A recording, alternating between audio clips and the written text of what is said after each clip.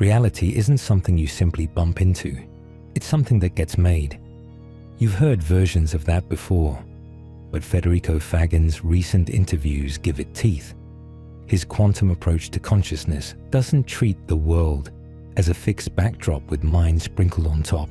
It suggests that experience and reality co-emerge, and that this changes what we think we are, how we live, and what we owe each other.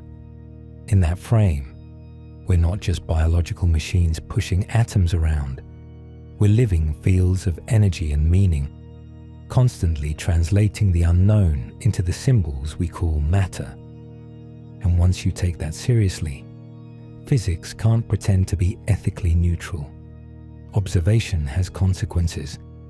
Tools carry intentions. Systems shape people, which brings a real social danger into focus.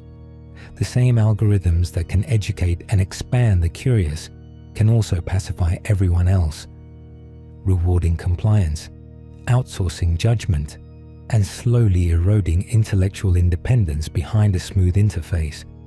This isn't a battle of isolated competitors. It's a shared organism learning itself through countless perspectives. To know yourself is to recognize the other as part of you. So the real work isn't memorizing ideas, it's direct experience. That's the human edge. Welcome to the science of being. Today we take back purpose. Today we rewrite the observer's code. You're in a laboratory under harsh white lights. On the table lies a rubber hand. Cold, weightless, obviously fake. Your real hand is hidden behind a screen, out of sight. A researcher picks up a soft paintbrush and strokes the prosthetic while, at the same instant, brushing your unseen fingers. The motion is rhythmic, synchronized to the millisecond. After a few seconds, something shifts. Your perception blurs, then snaps into a new pattern. You feel the bristles on the rubber. The lifeless prop is absorbed into your body map. It isn't acting alive. Your brain is treating it as part of you. Then the scientist lifts a heavy hammer and brings it down on the plastic hand. Your stomach drops. Your shoulders jerk back. Your heart kicks hard, and a sharp pulse of dread races through your nerves, even though metal never touches skin. The point isn't that you are fooled by a trick. It's that the sense of me can relocate with astonishing speed, as if experience has its own steering wheel. Federico Faggin, the engineer behind the first commercial microprocessor, uses cases like this to press on a weak seam in modern biology. The standard story says we're chemical machines. Neurons fire, and consciousness appears as a byproduct, an accidental glow from circuitry. Faggin hears a technical mismatch. If your felt identity can extend into an inert object, then whatever you are cannot be neatly locked inside bone. In his view, consciousness is fundamental, a primary field, present before any tissue takes shape, with the brain acting less like a generator and more like an interface. Picture the body as a radio set. Materialism claims the music is produced inside the wires and transistors, so smash the device and the song is gone. Faggin proposes the opposite direction. The music is an invisible signal, already in the air, and the radio is merely what tunes to it. Break the receiver, and the broadcast doesn't vanish. It just loses its local channel. That single swap changes the search for meaning. We chase fulfillment in hardware, bodies, status, possessions, and forget the unseen software that organizes experience in the first place. Testing such a claim, he argues, requires a different kind of method. External experiments still matter, but so does the inner view of the observer. To study matter while treating subjectivity as noise is like trying to understand a film by analyzing only the pixels on a screen. Classical science often treats first-person experience as a measurement error. Faggin places it at the center, as the one thing we can't step outside of. If you ignore the experiencer, you may describe mechanisms forever and still miss what it feels like to be. The rubber hand effect leaves an awkward suspicion. Your self may not be confined to the matter you occupy. Perhaps the body is a terminal, plugged into something wider, and what you call I is the connection, not the casing. The real question then is scope. How far can attention extend when the signal is clear? Could consciousness, under certain conditions, loosen its grip on the biological suit and observe from a standpoint that takes up no space and no time? Faggin doesn't ask you to believe it on faith. He asks you to notice what experience does. Some of the most challenging reports come from people who say they watch their own body from the ceiling of a room. These accounts, often labeled out-of-body experiences or OBEs, are usually waved away as oxygen-deprived hallucinations or a brain misfiring under stress. Federico Faggin takes a different approach. He asks us to treat the description as a physical puzzle. A person lies on a bed, eyes closed, seemingly unconscious, while awareness is reported from an elevated vantage point, noticing details in the room with striking accuracy. That raises an awkward question about vision itself. If the biological eyes are shut and the body remains motionless below, what is doing the seeing? Faggin's answer breaks with strict materialism by proposing a hierarchy of bodies and fields. The physical body, he suggests, is only the outermost and densest layer of a larger structure. Beyond it is an identity body, made of fields, operating at frequencies different from ordinary matter. Think of it as an operating system with layers. Each layer has its own sensing and processing capacity. When consciousness shifts from the physical layer to the identity layer, perception continues because the second layer has its own way of gathering information. In this framing, the ceiling perspective isn't magic. It is an interaction between fields, something quantum physics may one day model more fully. The observer is not relying on biological lenses. It is using a vehicle of experience that can register a scene directly. Once you allow that possibility, a number of long-banished ideas become easier to place. Traditions speak of angels, deities, or beings that have moved beyond physical life. In a layered universe, such figures would not need to be dismissed as fantasy. They would occupy different bands of organization within the same total system. Their reality would be tangible in their own range, and their influence on ours would be subtle, indirect, and often hard to measure with today's instruments. The ethical implication is immediate. If we are an inseparable weave of physical, vital, and mental fields, then the separateness we feel from each other and from the environment begins to look like a convenience of perception, not a final truth. Reductionist science tries to understand the human being by taking it apart. Mind here, matter there, spirit nowhere. Faggin argues the split doesn't hold. Body, mind, and spirit are different expressions of one underlying field. Seen this way, medicine and psychology shift focus.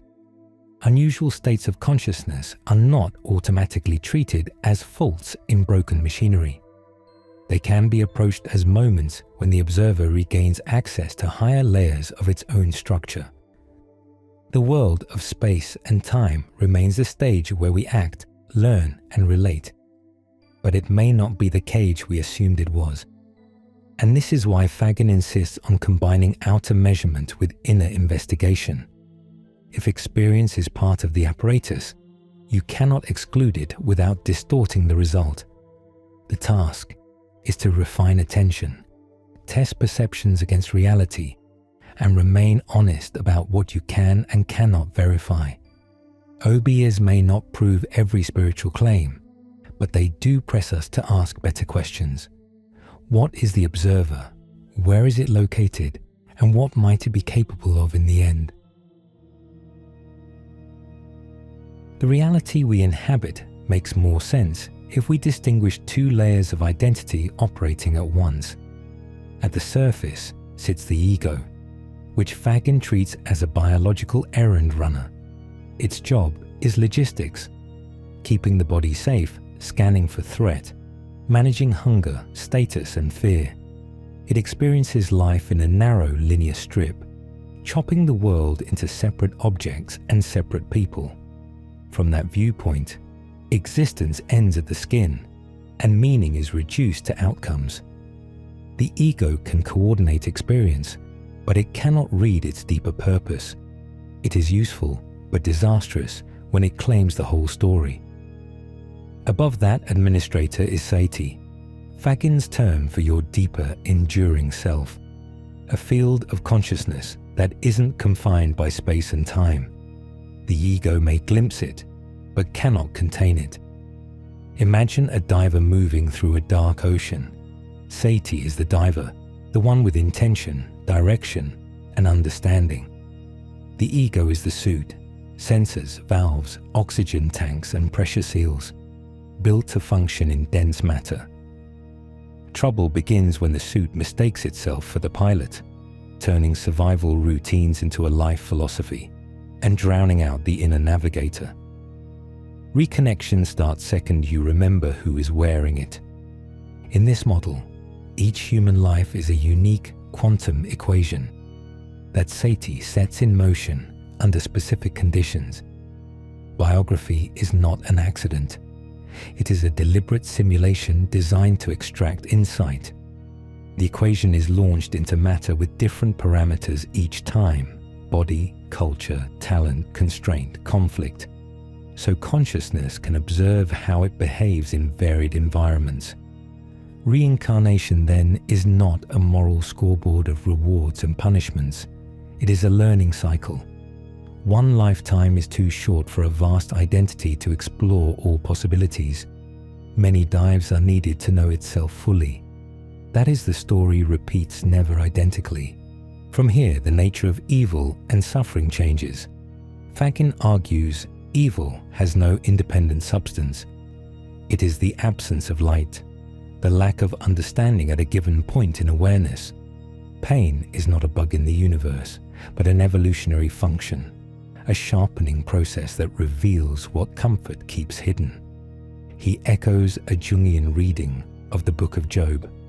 The One, the universal intelligence, is not fully formed and all-knowing from the start. It grows wiser through experience. We are the sensory terminals through which the cosmos tastes love, loss, terror, and forgiveness, and keeps learning. The universe behaves like an infinite game of hide and seek. Primordial unity fractures into billions of individual viewpoints in order to forget itself, then find itself again with fresh eyes. The feeling of being small and alone is not a punishment. It is the dramatic device that makes the simulation believable. Without that veil, there would be no stakes, no urgency, no depth. When you reconnect to Seity, your life stops looking like a minor episode. It becomes a creative act, a precise experiment, contributing information to the whole. Your choices matter because they are how the One studies itself directly. The practical aim is not to erase the ego, but to return it to its job, let it run the suit, while Seity sets the course. When survival instinct takes the wheel, life turns into competition, scarcity, defense, constant comparison. When creative intuition leads, cooperation starts to make sense. Harm does not end at another person's skin. It loops back through the shared field. You act less from fear and more from coherence, choosing responses that widen rather than tighten. In this view, evolution is the ego learning to serve the intelligence it was meant to express in everyday life. So the invitation is simple. Let the suit do its work, but stop letting it define reality. Notice when the ego shrinks the world into threats and rivals, and when Seity opens it into meaning and connection. Treat your biography as an experiment to learn from, not a verdict to obey. In hard moments, ask what the larger identity is trying to understand through this setup. Then respond with honesty, courage, and care. As alignment stabilizes, separation softens, and certainty appears. What you do to another never stays over there. It returns through the field that holds you both always. Federico Faggin is the kind of mind modern civilization is built on. History credits him as one of the key architects of the digital age. He helped create the first commercial microprocessor, the silicon heart that powers your phone, your laptop, and almost every electronic device you touch. By any external measure, he reached the summit: money, recognition, technical breakthroughs, and the rare satisfaction of watching your work reshape the world. And then, at the top, something didn't add up. Despite ticking every box society sells as fulfillment, he felt profoundly unhappy, not mildly restless, but hollowed out by a lack of meaning. That inner contradiction became a fault line. If the materialist story were complete, if we are essentially biochemical machines, then optimizing the machine should produce contentment. Faggin had won the outer game, yet the inner observer was still thirsty. The organism functioned flawlessly. The occupant felt desolate. Instead of numbing the discomfort or chasing the next milestone, he treated it as data. He turned the same discipline he used in engineering towards a different problem: consciousness. He looked where a skeptical scientist would look: neuroscience, cognitive science, artificial intelligence, expecting to find a clear bridge between electrical activity and lived experience. For years, he studied the brain with the precision of a circuit designer, searching for the step where signals become feeling, where computation becomes the taste of being alive. What he found were mechanisms: processing, transmission, feedback loops, pattern recognition. Powerful descriptions, but always third person. They explained how information moves. They never touched what it is like to be the one who experiences it. He began to suspect that conventional science, for all its power, treats subjectivity as an inconvenient byproduct, while quietly depending on it for every measurement. Then, in 1990, something happened that his logic didn't anticipate. While on holiday, Faggin reports a spontaneous awakening, a white light rising in his chest, carrying a sense of love and certainty so complete it felt like knowledge itself. In that instant, the boundary between his body and the rest of existence dissolved. It wasn't a belief, a deduction, or a comforting story. It was direct recognition, an experience of being the one, consciousness expressed through a single point of view. Whatever label you give that event, it rearranged his priorities. He concluded that the universe is not a dead stage with living creatures wandering across it, but a living, self-aware process. Matter, in this frame, is the language. Consciousness is the meaning carried through it. And with that, the inventor of silicon logic pivoted. He stepped away from building hardware alone and began pursuing a new science. One that can honor inner experience without abandoning rigor, and integrate the spiritual with the rational without collapsing into superstition. Because if the most consequential technology is the one that shapes reality, then the most important instrument is not the chip in your pocket, but the consciousness reading these words. If seeking to understand reality, he suggests, start by studying the observer who makes it real. Our collective fascination with AI often misses a technical distinction Faggin understands at the source. What a computer handles is not meaning, but symbols. In conventional information theory, information, can be reduced to the probability of a symbol appearing in a message. Under that cold logic, an algorithm shuffles and transforms tokens inside a closed system. Nothing in the circuit feels what it computes. For human consciousness, by contrast, information is inseparable from meaning, the private, first-person reality of experience. A sentence is not just structure, it is significance. And significance arrives as qualia, felt texture, value, presence, something digital processors have no physical or ontological access to. That is why Faggin calls conscious AI a category mistake. The obstacle isn't speed or complexity, it's the nature of the substrate. Software is clonable by definition. You can copy the same program 1,000,000 times, and each instance will behave identically. Consciousness, in his view, is not like that. It is inherently private, rooted in Seity, and cannot be duplicated the way code can. Digital technology can mirror the mechanics of reasoning, pattern matching, inference, optimization, yet still miss the vital core that makes any outcome matter. The real danger of this asymmetry shows up socially. Faggin uses a simple economic analogy. With AI, the rich get richer and the poor get poorer intellectually. People who already have critical thinking, curiosity, and discipline use these tools to amplify their understanding. They ask better questions, verify sources, and turn outputs into insight. Meanwhile, those with fewer cognitive resources or weaker critical habits outsource judgment to the algorithm.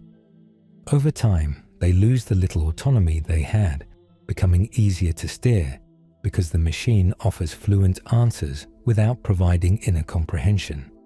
That drift creates a new divide, a technical elite capable of steering systems, and a mass trained to accept conclusions they didn't earn. Control becomes smoother than any censorship in history, because it doesn't need force, it only needs dependence. For Faggin, handing your will to a system empty of meaning is the first step towards losing human sovereignty. Technology should sharpen our creativity, not replace it. An algorithm recombines fragments of the past under mathematical rules. Human intuition, at its best, is an act of genuine creation, arising from contact with Seity and expressed through a living observer. The risk is that we begin to see ourselves as inferior biological computers rather than the one thing machines lack, the light that interprets, values, and chooses. AI is a powerful instrument of calculation, but we are the ones who give calculations a purpose. To understand reality deeply, we have to move from a world of separate parts to a view of underlying unity. Federico Faggin argues that matter, mind, and spirit are inseparable expressions of fundamental conscious fields. Reductionism dissects them as if they were machine parts, and misses what binds them into one living whole at all. In his Seity framework, the physical universe is the outward face of a far larger inner reality, connected, informational, and creative. You can study the body, the brain, or behavior in isolation, but that is like taking apart a radio and hoping the song will appear on the table without ever tuning into meaning. Faggin likes the hydrogen atom as a simple illustration. A proton and an electron, taken separately, have their own properties and trajectories. Bind them and a new entity appears, with stable patterns that neither part possesses alone. The atom is more than addition. It is an emergent organization with new behavior in worlds it creates. He extends the same principle to the cosmos. The one, as he describes it, is the quantum superposition of all experiences, identities, and fields. Because it integrates everything, it becomes wiser than any single life could be. It is not a pile of stories, but a higher order of coherence that transcends them in practice. This changes how solid the world looks. A table or a chair is not, in itself, an ontological brick. It is a stable pattern arising from interactions between conscious fields. Atoms are not tiny billiard balls. They are vibrational states of the quantum vacuum, readable to us as matter because our senses favor that translation. He suggests treating matter as a symbolic alphabet. Ink on a page does not contain meaning. Meaning arises in the reader. In the same way, atoms are the symbols consciousness uses to represent its own complexity in physical form. The material world becomes a language the one uses to speak to itself through us now. Unity, then, is not static perfection. It is a living process of self-discovery. As we learn, create, and connect, new information is integrated into the whole, expanding what can be known. Faggin describes this as continual creative emergence. Fresh insight forms new links, and those links open realities that were previously unavailable to awareness today. From this angle, the quantum vacuum is not an empty stage, but an ocean of conscious potential. Laws of physics are the organizing habits of that ocean, not the ultimate substance. The universe behaves less like a machine and more like an organism, coordinating growth by distributing experience across countless observers, you among them too. Recognizing yourself as part of the superposition dissolves the logic of aggressive competition.